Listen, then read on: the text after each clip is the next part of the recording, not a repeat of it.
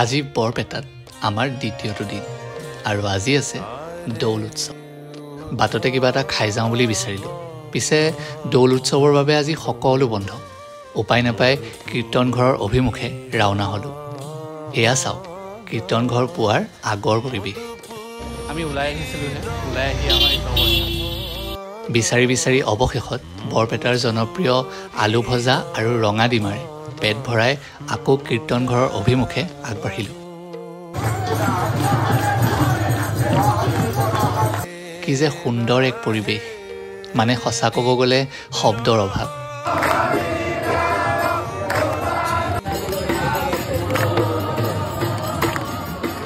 আৰু অৱশেষত সেই সময়টো আহিল, মানে দৌল যাত্ৰা আৰম্ভ হ'ল। কত কিমান মানুহৰ যে সমাগম, ভৰি দিবৰে ঠাই নাছিল।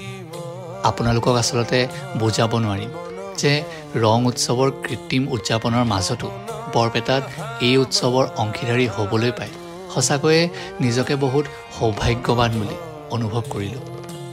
ফাইনেলি আমাৰ বৰপেটা ট্ৰিপ শেষ হ'ল।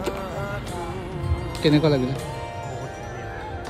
ধুনীয়া কালাৰ হৈছে মুখত।